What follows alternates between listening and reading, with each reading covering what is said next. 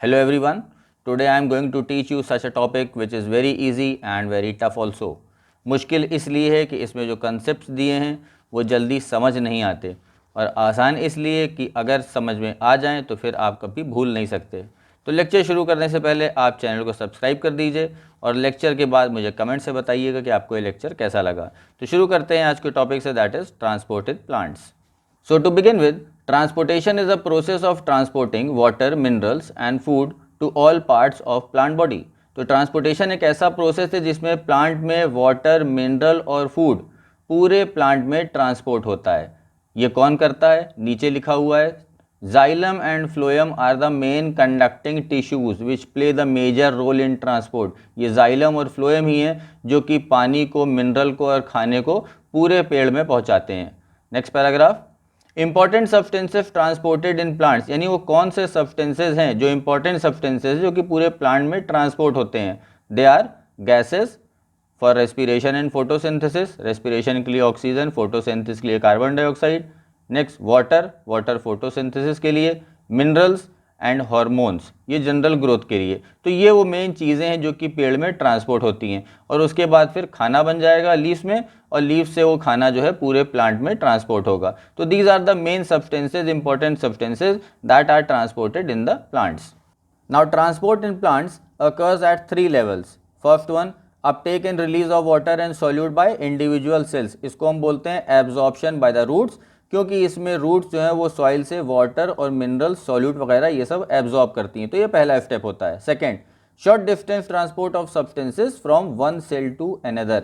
Short distance transport का मतलब है सेल टू सेल डिफ्यूजन जो होता है, ये ऑस्मोसिस होती है जिसमें पानी या सॉल्यूट एक सेल से दूसरे सेल में जाता है। And the third one, long distance transport of SAP with in xylem and food with in phloem, यानी कि जो रूट ने पानी एब्जॉर्ब कर लिया है, मिनरल एब्जॉर्ब कर लिए, अब ये लॉन्ग डिस्टेंस ट्रांसपोर्ट होगा इसका जाइलम के थ्रू, जिसमें से ये वाटर, ये सॉल्यूट, ये मिनरल्स लीफ तक जाएंगे फॉर फोटोसिंथेसिस और फिर वहाँ खाना बनेगा, लीफ में खाना बनेगा and then this food will be transported to entire plant by phloem.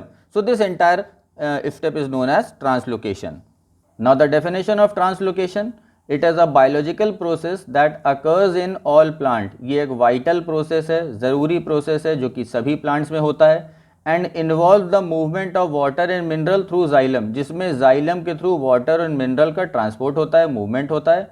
And movement of food through phloem, और फूड का मूवमेंट फ्लोएम के थ्रू होता है to all the parts of the plant. Now the direction of transport, it is of two types.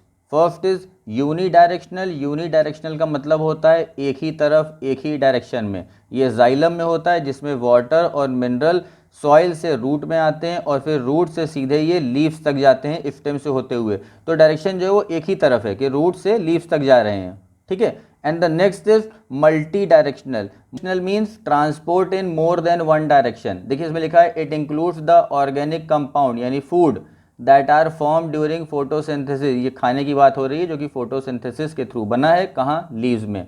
अब ये कहाँ जाएगा? Exported to all parts of the plant, plant के हर एक हिस्से में खाना जाएगा। Along with the storage organ, यानी कि जो एक्स्ट्रा खाना बचा है वो स्टोरेज ऑर्गन में जाएगा, ठीक है, स्टोर होने के लिए। Next, plant growth regulator, hormones and chemical stimulus. देखिए अभी तो बात हुई कि खाना ट्रांसपोर्ट होता है, उसका खाने का ट्रांसपोर्ट जो मल्टी डायरेक्शनल है because the food reaches to each and every part of the body. Uni में तो हम ये कह रहे थे कि रूट से सीधा वो लीफ में जा रहा है, तो एक रास्ता हो गया रूट टू लीफ, लेकिन यहाँ पर क्या है? Leaf to where? एवरीवेयर। तो इसलिए हम इसको बोलते हैं मल्टी डायरेक्शनल। तो खाने का डायरेक्शन जो है मल्टी डायरेक्शनल है, plus the plant growth regulator, hormones और द केमिकल स्टिमुलस, ये कुछ चीज़ें ऐसी हैं इनका भी ट्रांसपोर्टेशन मल्टी डायरेक्शनल होता है। कहाँ? जहाँ ये बनते हैं वहाँ से प्लांट के हर एक पार्ट्स में जाएंगे। Now there are two types of transport in plants. पहला है पैसिव ट्रांसपोर्ट। पैसिव का मतलब होता है without the expenditure of energy, energy इसमें रिक्वायर्ड नहीं होती है। Now the first type of passive transport is diffusion. ये आप क्लास 9 से पढ़ते चले आ रहे हैं। Now the definition, it is the movement of fluids from a region of their higher concentration to a region of their lower concentration, यानी कोई भी फ्लूइड, चाहे वो गैस हो चाहे वो लिक्विड हो, it will move from a region of its higher concentration to lower concentration. जहाँ ज़्यादा है वहाँ से वो कम की तरफ जाएगी, यानी कि it will move along the concentration gradient. अब प्लांट्स में देखिए आगे लिखा है, in plants diffusion is the only means of transport for gases. Gases के ट्रांसपोर्ट के लिए सिर्फ यही एक रास्ता है, डिफ्यूजन, जिसके थ्रू गैसेस ट्रांसपोर्ट होती हैं। और फिर लास्ट लाइन में लिखा है, since there is no expenditure of energy, यह मैं पहले ही बता चुका हूं कि एक्सपेंडिचर ऑफ एनर्जी नहीं होती है, so it is a passive process. Next type of passive transport is facilitated diffusion. It is also passive and the movement take place along the concentration gradient, जैसा कि नॉर्मल डिफ्यूजन में होता था। अब आगे देखिए, smaller substances can undergo diffusion. Smaller substances जो हैं, स्मॉलर मॉलिक्यूल जो हैं, छोटे मॉलिक्यूल हैं, उनमें डिफ्यूजन आसानी से हो जाएगा। बट फॉर लार्जर मॉलिक्यूल्स, जो लार्ज मॉलिक्यूल हैं, they are not able to cross the membrane, वो मेम्ब्रेन को क्रॉस नहीं कर पा रहे हैं, तो उनका मूवमेंट जो है फैसिलिटेटेड होगा, फैसिलिटेट किया जाएगा, कोई उनकी हेल्प करेगा आके। अभी कौन हेल्प करेगा, आगे देखिए, in this transport proteins are present along the membrane, यानी मेम्ब्रेन के ऊपर जो है कुछ स्पेशल प्रोटीन्स लगे होते हैं जिनको हम ट्रांसपोर्ट प्रोटीन्स बोलते हैं। आपको डायग्राम में दिख रहा होगा ट्रांसपोर्ट प्रोटीन्स लगे होते हैं, इन्हीं ट्रांसपोर्ट प्रोटीन्स को हम कहते हैं porins. And these porins help the substances to transport across the membrane, membrane के इस पार से उस पार हेल्प करते हैं ट्रांसपोर्ट होने में। इसको आप लोग एक नॉर्मल एग्जाम्पल से समझिए। आप लोगों ने अगर ट्रेन के जनरल कंपार्टमेंट में सफ़र किया हो तो आपने देखा होगा कि गेट पर भीड़ की वजह से कोई पैसेंजर गेट पे ही अटक जाता है। अभी गेट पे अटक गया तो ना वो अंदर जा पा रहा है ना बाहर जा पा रहा है। जैसे कि सेल मेम्ब्रेन पर लार्ज मॉलिक्यूल क्रॉस नहीं कर पा रहे हैं, वो बीच में ही फंसे हुए हैं, ना इधर जा पा रहे हैं ना उधर जा पा रहे हैं। तो अब क्या होगा, ट्रेन के केस में भीड़ जो है वो पोरिन का काम करेगी, और जो पैसेंजर बेचारा गेट पे फंसा हुआ है वो ना चाहते हुए भी अंदर या बाहर भीड़ जो है वो उसको आर पार करवा देगी। बस यही होता है फैसिलिटेटेड डिफ्यूज़न, जिसमें कि कोई दूसरा फैसिलिटेट करता है सब्सटेंसेस के या आयंस के मॉलिक्यूल्स के मूवमेंट को। Now based on the direction of movement, facilitated diffusion is of 3 types. First one is uniport, single substance moves in a single direction. Now you compare this with the diagram. Diagram में जो yellow colour से बना हुआ है वो है transport protein या पोरेन, उसके इधर उधर जो आपको दिख रहा है वो है सेल मेम्ब्रेन, जो पिंक कलर से बनी हुई है वो सेल मेम्ब्रेन है। अब आप देखिए सिंगल सब्सटेंस का मूवमेंट हो रहा है, यानी only one type of substance is being transported, moves in a single direction. Diagram में तो आपको दो डायरेक्शन दिख रहे हैं, बट यहाँ पे मैंने लिखा हुआ है moves in a single direction. और यूनिपोर्ट का मतलब भी यही होता है कि वो सिंगल डायरेक्शन में मूव करेगा। तो मैंने यहाँ पे 2 डिफरेंट डायरेक्शन में क्यों डायग्राम में आपको दिखाया हुआ है, बीच में OR लिखा है। और का मतलब हुआ कि एक ही डायरेक्शन में मूव करेगा, यानी ट्रांसपोर्ट प्रोटीन जो है वो सेल में अंदर से बाहर या तो ट्रांसपोर्ट करवाएंगे सब्सटेंसेस को, या बाहर से अंदर ट्रांसपोर्ट कराएंगे, किसी भी एक तरफ। इसीलिए मैंने और लिखा हुआ है कि एक ही डायरेक्शन में होगा, अंदर से बाहर भी हो सकता है सेल के, और सेल में बाहर से अंदर भी हो सकता है। Next type is symport, means 2 different substances moves in the same direction. Uniport में क्या था, एक ही सब्सटेंस मूव कर रहा था एक ही डायरेक्शन में। तो सिम्पोर्ट में भी डायरेक्शन तो सेम है, लेकिन जो सब्सटेंसेस है वो 2 अलग अलग हैं। आप देखिए डायग्राम में 2 अलग अलग सब्सटेंस का मूवमेंट दिखा रहा है, but the direction is same. And on the other hand जो लास्ट वाला है एंटीपोर्ट, उसको आप डायग्राम से अगर कंपेयर करिए, एंटीपोर्ट में लिखा हुआ है 2 डिफरेंट सब्सटेंसेस, तो यहाँ भी आपको 2 डिफरेंट सब्सटेंसेस दिख रहे हैं A और B, but they are moving in opposite direction. अब आप देखिए डायग्राम से आपको क्लियर हो गया होगा कि यूनिपोर्ट में एक ही सब्सटेंस मूव करता है किसी भी एक तरफ, सिम्पोर्ट में 2 अलग अलग सब्सटेंस मूव करते हैं लेकिन एक ही तरफ इन द सेम डायरेक्शन, और एंटीपोर्ट में again 2 different substances but in 2 different directions, or you can say in opposite direction. Now the second type of transport is active transport. Active transport use energy in the form of ATP in the process of pumping molecules against the concentration gradient. देखिए फर्क देखिए यहाँ पर, passive transport पे the movement was along with the concentration gradient, और यहाँ पर जो मूवमेंट हो रहा है it is against the concentration gradient। तो एनर्जी तो खर्च होगी यहाँ पर, ठीक है, और एनर्जी कहाँ से आ रही है, ATP से आ रही है। तो हमने मेनली 2 तरह के ट्रांसपोर्ट पढ़े, पैसिव ट्रांसपोर्ट और एक्टिव ट्रांसपोर्ट। इसको आप एक बहुत ही आसान एग्जांपल से समझिए। अगर आप कहीं मेले में घूमने गए हैं और जिस तरफ सब लोग जा रहे हैं, यानी मेले में जो भीड़ है वो जिस भी तरफ जा रही है, आप उसी तरफ सिर्फ फेस करके उसी तरफ मुँह करके खड़े हो जाइए। जिस तरफ भीड़ जा रही है आप भी उसी तरफ मुँह करके खड़े हो जाइए। यकीन मानिए मेले की भीड़ आपको खुद ब खुद आगे तक पहुँचा देगी, इसमें आपकी कोई एनर्जी नहीं खर्च होगी। बस यही जो ट्रांसपोर्ट है वो पैसिव ट्रांसपोर्ट है कि आप जो है वो along with the concentration gradient move कर रहे हैं without the expenditure of energy. ठीक, अब आप कोशिश करिए कि भीड़ के अगेंस्ट वापस आइए। भीड़ जा रही है ईस्ट की तरफ, ठीक है, आप वापस आइए, उल्टा आप वेस्ट की तरफ आइए, भीड़ को बीच से चीरते हुए। आप कुछ भूल गए हैं, आपको कोई छूट गया है, अब आप वापस आइए, उसी भीड़ के बीच से आने की कोशिश करिए। अब आप कहाँ से आ रहे हैं? Against the concentration gradient. भीड़ जा रही है ईस्ट से वेस्ट, आप कहाँ से आ रहे हैं? वेस्ट से ईस्ट। तो इसमें आपको बहुत मेहनत करनी पड़ेगी, आपकी बहुत ज़्यादा एनर्जी खर्च होगी। बस यही है active transport. I think you have understood it. Now the next topic is imbibition. Imbibition is a special type of diffusion. Diffusion ये भी होता है that take place when water is adsorb. Adsorb मैंने लिखा भी है और एड्सॉर्ब मैं बोल रहा हूँ, ध्यान से सुनिए, मैं ए बी नहीं बोल रहा हूँ, ए डी बोल रहा हूँ। Adsorb bye solid colloid causing an increase in volume. Adsorb का मतलब होता है कि सरफेस पर, ऊपरी लेयर पर सिर्फ पानी जो है वो पहुँचता है, सेल के अंदर तक नहीं जाता है, जिसको सेल के अंदर तक जाने को हम बोलते हैं एब्जॉर्प्शन। तो वहाँ तक नहीं जाता है पानी, ऊपर ही ऊपर लेयर पे रहता है। तो अगर ऊपर लेयर पे रहेगा तो it will cause an increase in volume. अभी मैं एग्जांपल आपको बताऊंगा तो आपको और अच्छे से समझ में आ जाएगा। Examples include the absorption of water bye seeds and dry would. आपने ड्राई वुड देखी होगी, तो ड्राई वुड में अक्सर जो है बरसात के मौसम में दरवाजे वगैरह हमारे घर के जो है, अगर वो पेंट अच्छे से नहीं है उस पर, तो पानी अंदर जो है वो ऊपरी लेयर पर एड्सॉर्ब हो जाता है, तो it will cause the increase in volume of the dose. ठीक, एक एग्जांपल ये है। दूसरा सीड का एग्जांपल है। सीड में होता तो एब्जॉर्प्शन है, लेकिन जो पहला प्रोसेस है दैट इज एडजॉर्प्शन। जो सीड कोट है, तो सीड कोट जो है ना, पहले वो वाटर को एडजॉर्ब करेगा, एडी, ठीक है, इम्बाइबिशन होगा पहले उसमें, और फिर उसके बाद सीड कोट के अंदर जब पानी एडजॉर्ब हो जाएगा, एडी वाला एडजॉर्ब हो जाएगा, तो अब ये पानी फिर अंदर सीड तक जाएगा और फिर सीड स्वेल अप कर जाएगा। तो पहले एडजॉर्प्शन होगा, फिर एब्जॉर्प्शन होगा। ठीक, तो जो सीड में सीडलिंग्स निकलती हैं और जब सीड ये जर्मिनेट करता है, तो पहला जो प्रोसेस है वो इम्बाइबिशन का ही होता है, फिर उसके बाद एब्जॉर्प्शन होता है। Okay, now the next line, the solid substance that shows imbibition is called imbibant. Imbibant का मतलब ये वो सब्सटेंस जिसमें इम्बाइबिशन हो रहा है। Now the imbibant holds the water through the process of adsorption. जिस सब्सटेंस में ये पानी गया है, जिसको हम इम्बाइबेंट बोल रहे हैं, तो पानी तो वहाँ जाके रुक जाएगा, अब तो मूवमेंट उसमें होगा नहीं, तो वहीं पर पानी रुक जाएगा, इमोबिलाइज हो जाएगा। इमोबिलाइज का मतलब होता है रुक जाना। अब फिर से इस लाइन को देखिए, the imbibant holds the water through the process of adsorption and therefore water molecules are immobilise, they can not move. Now the second line, the kinetic energy of water is relieved in the form of heat, the called as heat of wetting। पानी में जो kinetic energy होती है, अब चूंकि ये immobilise हो गया पानी, तो काइनेटिक एनर्जी अब इसकी रिलीज हो जाएगी in the form of heat, and this is known as heat of wetting. इस टर्म को याद रखिएगा, नीट का बहुत फेवरेट टर्म है ये, काफ़ी पूछा जाता है कि हीट ऑफ वेटिंग क्या होती है।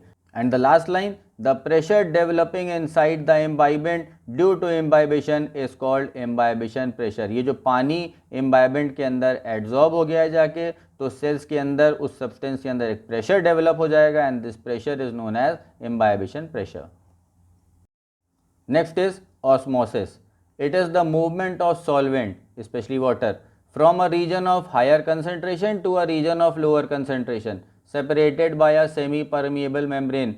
ये आप क्लास 9th से पढ़ते चले आ रहे हैं कि ऑस्मोसिस में सॉल्वेंट का मूवमेंट होता है from a region of higher concentration to a region of lower concentration separated by semi permeable membrane. अगर इस टर्म को हम यहाँ से हटा दें, सेमी परमिएबल मेम्ब्रेन, तो ये डेफिनेशन बन जाएगी डिफ्यूज़न की। डिफ्यूज़न और ऑस्मोसिस में इसी मेम्ब्रेन का होना या ना होना, यही फ़र्क है। डिफ्यूज़न में मेम्ब्रेन नहीं होती है, ऑस्मोसिस में this membrane is present. Now, if a cell is placed in hypotonic solution, water molecule enter the cell due to osmosis। hypotonic का मतलब बाहर पानी ज़्यादा है, सेल के अंदर पानी कम है, तो water molecule will enter the cell due to osmosis। तो इसको कौन सा osmosis बोलेंगे हम? एंड osmosis, जब पानी सेल के अंदर आ रहा है, और इसकी वजह से cell will become turgid.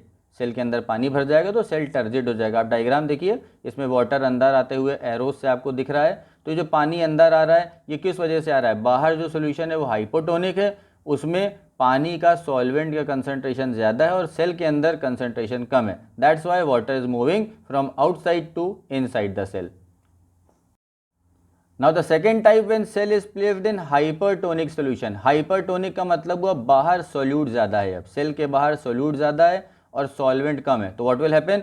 Water molecules leave the cell due to osmosis. तो यहाँ पे अब जो ऑस्मोसिस हो रहा है उसमें पानी सेल के अंदर से सेल के बाहर जा रहा है, तो इसको हम बोलेंगे एक्स ऑस्मोसिस, और इसकी वजह से जो सेल है वो फ्लैसिड हो जाएगा या प्लाज्मोलाइज हो जाएगा। प्लाज्मोलाइज का मतलब होता है प्लाज्मा का बाहर निकल जाना। Okay, and the last type is when cell is placed in isotonic solution, means water concentration या solvent concentration is equal on both side of the cell. Cell के अंदर सेल के बाहर दोनों तरफ सॉल्वेंट का कंसंट्रेशन सेम है, तो as a result water molecule neither enter the cell nor they will leave the cell. पानी ना सेल के बाहर जाएगा और ना बाहर का पानी सेल के अंदर जाएगा, तो ओवरऑल कोई ऑस्मोसिस नहीं होगी, जिसकी वजह से no change occurs in the shape of the cell.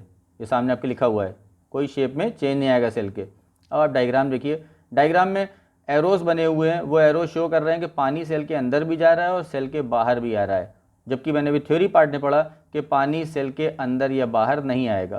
तो एरोस ये क्यों बने हैं यहाँ पर?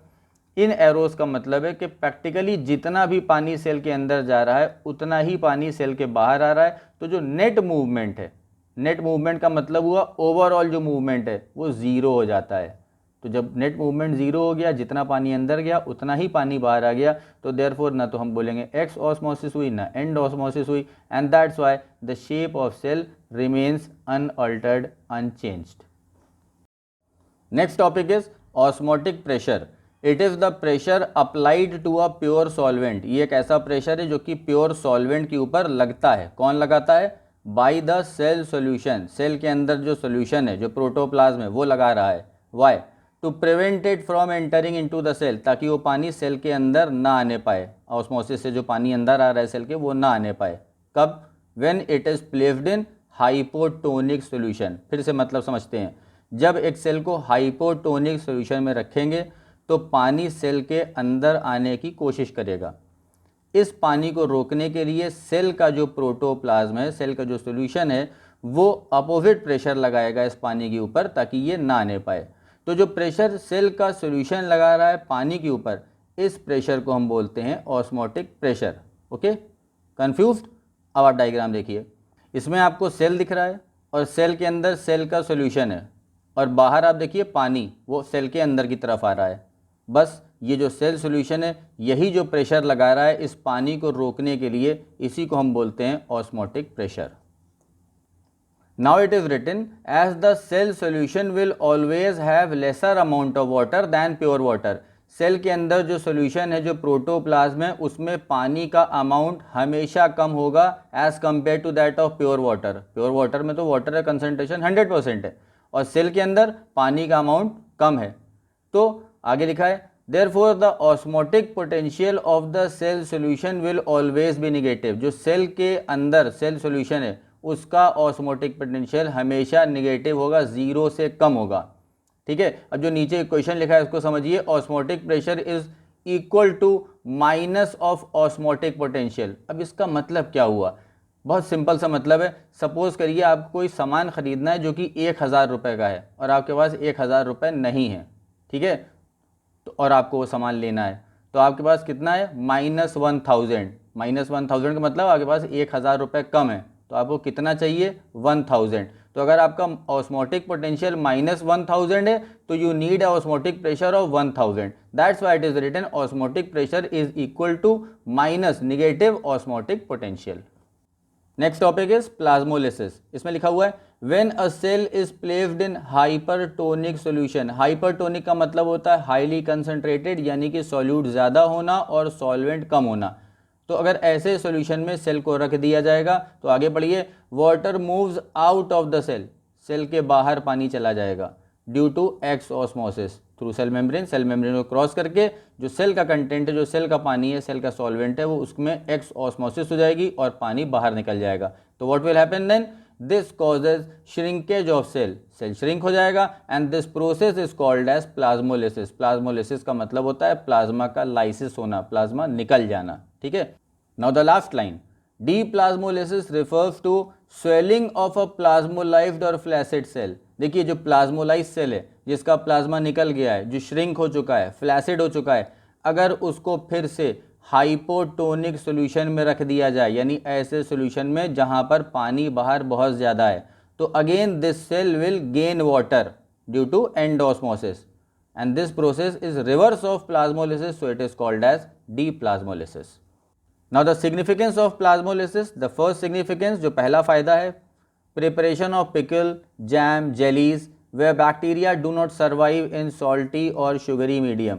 देखिए जो अचार बनाने का, पिकल बनाने का पहला स्टेप है, उसमें अगर मान लीजिए हम आम का अचार बना रहे हैं तो आम के पीसेस काट के उसको नमक लगा के धूप में रख दिया जाता है। ये नमक क्यों लगाया जाता है और धूप में क्यों रखा जाता है? ताकि उस आम के अंदर जितना भी पानी है वो सब बाहर आ जाए। क्यों? क्योंकि बाहर हमने नमक लगा दिया है उसके, तो नमक लगा दिया यानी बाहर पानी कम है, तो सेल के अंदर उस आम के अंदर जितना भी पानी हो पूरा बाहर आ जाएगा, तो यानी प्लाज्मोलिसिस हो जाएगी। तो बैक्टीरिया वगैरह जो होते हैं वो ऐसे मीडियम में जहाँ पर पानी एब्सेंट है उसमें सर्वाइव नहीं कर सकते। तो जैम वगैरह, जेली ऐसे ही बनाई जाती हैं प्लाज्मोलिसिस के प्रोसेस से। तो ये पहला एडवांटेज है प्लाज्मोलिसिस का, जहाँ पर ये सारे चीज़ें बनाई जाती हैं जिसमें कि बैक्टीरिया लगने के चांसेस नहीं होते हैं। Second, weeds and lawn grasses can be eliminated bye sprinkling salt over them. Weeds क्या होते हैं? अनवांटेड प्लांट्स होते हैं जो कि क्रॉप के साथ उग जाते हैं। लॉन ग्रासेस जो हमारे लॉन में घास उग जाती है, तो उसको एलिमिनेट करने का बहुत ही सिंपल तरीका है कि आप इन प्लांट्स के ऊपर जो है सॉल्ट छिड़क दीजिए, सॉल्ट स्प्रिंकल कर दीजिए। तो क्या होगा? प्लाज्मोलिसिस हो जाएगी। सॉल्ट चूंकि सॉल्यूट है, पानी तो है नहीं वो, तो अंदर से जो वीड है और जो ग्रासेस हैं इनके अंदर से, प्लांट के सेल से पानी बाहर आना शुरू हो जाएगा। अल्टीमेटली वीड्स की या ग्रासेस की डेथ हो जाएगी। तो ये बहुत आसान तरीका है जिससे कि हम वीड को और लॉन ग्रासेस को एलिमिनेट कर सकते हैं। Next is turgor pressure. When water enters in the cell due to endosmosis it exerts pressure on the cell wall called turgor pressure. यानी जब पानी एंडोस्मोसिस की वजह से सेल के अंदर आएगा तो ये सेल वॉल पे, जो सेल की वॉल है उस पर एक प्रेशर एक्सर्ट करेगा and this pressure is known as turgor pressure. Diagram देखिए, समझ में आ जाएगा। सेल के अंदर पानी आ रहा है और ये पानी अंदर आने के बाद सेल की दीवारों पर, सेल वॉल पर एक प्रेशर एक्सर्ट कर रहा है and this pressure is known as turgor pressure. Next is wall pressure. To counter the turgor pressure the cell wall exerts opposite pressure on the protoplasm called wall pressure. जो turgor pressure लग रहा था, जो पानी बाहर से आकर cell wall पर लगा रहा था, इसको हम बोल रहे थे टर्गर प्रेशर। अब सेल वॉल अपने बचाव में, सेल वॉल के ऊपर एक प्रेशर लग रहा है, तो सेल वॉल अपने बचाव में जो है एक अपोजिट प्रेशर लगा रही है अंदर की तरफ। अब डायग्राम देखिए, सेल वॉल जो है वो अंदर की तरफ एक प्रेशर लगा रही है ताकि सेल वॉल जो है वो डैमेज ना हो जाए, सेल डैमेज ना हो जाए। तो ये कहलाता है वॉल प्रेशर, जो कि टर्गर प्रेशर के अपोजिट होता है। Generally turgor pressure is always equal to wall pressure and if different, अगर ये डिफरेंट हुए तो turgor pressure should be less than wall pressure, क्योंकि अगर टर्गर प्रेशर ज़्यादा हो गया तो सेल वॉल डैमेज हो जाएगी और सेल का कंटेंट जो है सेल के बाहर आ जाएगा। टर्गर प्रेशर किसके ऊपर लग रहा था? सेल वॉल के ऊपर लग रहा था। तो अगर ये टर्गर प्रेशर ज़्यादा हो गया तो वॉल प्रेशर कमज़ोर पड़ जाएगा और सेल वॉल जो है वो डैमेज हो जाएगी, रप्चर हो जाएगी। आगे देखिए, if turgor pressure increases than wall pressure, जो मैंने बताया अभी कि if turgor pressure increases than wall pressure the cell will burst. तो इसीलिए टर्गर प्रेशर को हमेशा कम होना चाहिए और एक आइडियल सेल में टर्गर प्रेशर, वॉल प्रेशर दोनों बराबर होते हैं। Next is diffusion pressure. It is the pressure exerted by the diffusing particles into the cell. Pure water has maximum diffusion pressure. Cell के अंदर जो पार्टिकल्स डिफ्यूज होके आ रहे हैं उनका जो प्रेशर है वो कहलाता है डिफ्यूजन प्रेशर, और प्योर वाटर का डिफ्यूजन प्रेशर सबसे ज़्यादा होता है। प्योर वाटर का मतलब जिसमें कोई भी डिजॉल्व्ड इम्प्योरिटीज़ नहीं है, तो उसका डिफ्यूजन प्रेशर सबसे ज़्यादा होगा, उसमें प्रेशर सबसे ज़्यादा होगा, वो सबसे तेज़ सेल के अंदर आ जाएगा। फिर आगे लिखा हुआ है diffusion pressure deficit if some solute is dissolved in pure water. यानी प्योर वाटर में अगर सॉल्यूट आप डिजॉल्व कर दीजिए तो diffusion pressure decreases. This difference in the diffusion pressure of pure solvent and its solution is called diffusion pressure deficit या suction pressure. तो ये डिफ्यूजन प्रेशर डेफिसिट क्या है? जो पानी की एक्चुअल स्पीड है और जो पानी में सॉल्यूट मिला दिया, अब जो स्पीड है, इन दोनों का डिफरेंस, दैट इज डीपीडी। पानी की जो एक्चुअल स्पीड थी when no solute was added to it, मान लीजिए वो 2 किलोमीटर पर आवर थी, अब जब सॉल्यूट उसे मिला दिया तो अब स्पीड हो गई 1 किलोमीटर पर आवर। तो 2 - 1 इज इक्वल टू डीपीडी। ठीक, अब अगर ये आपको समझ में आ गया है तो ये जो आपके सामने इक्वेशन लिखा है ये भी आपके लिए बहुत इजी हो जाएगा। DPD is equal to OP minus WP. OP क्या है? ऑस्मोटिक प्रेशर, ये वो प्रेशर है जिसकी वजह से पानी सेल के अंदर आ रहा है। और डब्ल्यूपी क्या है? जो कि सेल वॉल लगा रहा है, सेल के अंदर प्रेशर लग रहा है ओपी को रोकने के लिए, ऑस्मोटिक प्रेशर को रोकने के लिए अपोजिट लग रहा है, बस यही डिफरेंस जो है वो डीपीडी है। अब चूंकि मैं पहले आपको बता चुका हूँ कि टर्गर प्रेशर और वॉल प्रेशर सेम होता है, इसलिए डीपीडी को हम ओपी माइनस डब्ल्यूपी की जगह ओपी माइनस टीपी भी लिख सकते हैं। Now in a fully turgid cell DPD will be zero. क्यों? क्योंकि फुली टर्जिड सेल पानी एब्जॉर्ब नहीं करेगा, तो इसमें ऑस्मोटिक प्रेशर और टर्गर प्रेशर ये दोनों बराबर होंगे। तो ऑस्मोटिक प्रेशर और टर्गर प्रेशर अगर बराबर होंगे तो डीपीडी जो है वो जीरो आएगा इक्वेशन के हिसाब से। अगर आप इक्वेशन देखिए DPD equal to OP minus TP, तो अगर ये दोनों बराबर हो गए तो डीपीडी जीरो हो जाएगा। ठीक, अब फ्लैसिड सेल में देखिए, फ्लैसिड सेल है तो फ्लैसिड सेल में टर्गर प्रेशर तो है ही नहीं अंदर, सेल के चूंकि सेल फ्लैसिड हो गया है तो सेल के अंदर टर्गर प्रेशर खत्म हो गया, जीरो हो गया, तो डीपीडी जो है वो ऑस्मोटिक प्रेशर के बराबर हो जाएगा। अब third condition, plasmolyse cell. Plasmolyse का मतलब होता है एकदम कुछ नहीं है इसके अंदर, पूरा पानी निकल चुका है, तो टर्गर प्रेशर जो अभी फ्लैसिड सेल के केस में जीरो था, थोड़ा बहुत पानी उसमें रहा होगा, लेकिन प्लाज्मोलाइज सेल में टर्गर प्रेशर जीरो से भी नीचे आ गया, नेगेटिव वैल्यू हो गई, तो जो डीपीडी है ना वो ओपी से भी ज़्यादा हो जाएगा। पहले वाले केस में फ्लैसिड के केस में डीपीडी ओपी के बराबर था, क्यों? क्योंकि टर्गर प्रेशर जीरो था। प्लाज्मोलाइज सेल में टर्गर प्रेशर जो है वो नेगेटिव हो गया, जीरो से भी कम हो गया, तो डीपीडी जो है वो ओपी से भी ज़्यादा हो जाएगा। Next point is water potential. It is the difference between the free energy of water molecules in pure water and that of water in solution। देखिए प्योर वाटर में जो वाटर मॉलिक्यूल हैं, जो सॉल्वेंट है, उसमें एनर्जी ज़्यादा होगी, ठीक, और जो पानी जिसमें सॉल्यूट मिला दिया गया है उसकी एनर्जी कम हो जाएगी। अभी मैंने आपको थोड़ी देर पहले डिफ्यूज़न प्रेशर डेफिसिट बताया था, तो उसमें मैंने बताया था कि अगर सॉल्यूट ऐड कर देंगे तो डिफ्यूज़न प्रेशर कम हो जाएगा। बस वही चीज़ यहाँ पर वाटर पोटेंशियल की तरह से लिखी हुई है। तो आप सोचेंगे डिफरेंस फिर क्या हुआ, दोनों एक ही चीज़ है, यहाँ भी कम हो रहा है सॉल्यूट के ऐड होने पर। अब ध्यान दीजिए आप, इसीलिए मैंने चैप्टर के शुरू में कहा था कि कन्फ्यूजिंग भी है ये, और अगर आप समझ लेंगे तो बहुत आसान है। तो वाटर पोटेंशियल में हम क्या चीज़ देख रहे हैं, फ्री एनर्जी की बात कर रहे हैं, जबकि डिफ्यूज़न प्रेशर में हम प्रेशर की बात कर रहे थे। तो अगर प्रेशर के टर्म से हम बात करेंगे तो हम डिफ्यूज़न प्रेशर या डिफ्यूज़न प्रेशर डेफिसिट की बात करेंगे, और अगर फ्री एनर्जी की बात करेंगे तो हम टर्म यूज़ करेंगे पोटेंशियल। तो यहाँ पर वही लिखा हुआ है, वाटर पोटेंशियल जो है वो डिफरेंस है between the free energy of water molecule in pure water and that of water in the solution. तो अगर प्योर वाटर में सॉल्यूट ऐड कर देंगे तो what will happen, the water potential will decrease. ठीक, now the next heading, solute potential. Water potential decreases if solute is added to pure water. अभी मैंने बताया this lowering of water potential by the solute, ये जो water potential है इसका कम होना by the solute is called as solute potential. Now the last topic is pressure potential. More is the solute, water will move inside the cell with great pressure. Cell के अंदर जितना ज़्यादा solute होगा उतनी ही तेज़ी से बाहर का पानी सेल के अंदर आएगा due to endosmosis, and this pressure by which the water is coming inside the cell, this is known as pressure potential. तो मेरे ख्याल से आपको तीनों टर्म समझ में आ गए होंगे, वाटर पोटेंशियल, सॉल्यूट पोटेंशियल और pressure potential. So here we come to an end of this topic. In the next lecture, I'll continue with the same chapter with some more topics. So stay tuned with the channel. Thank you.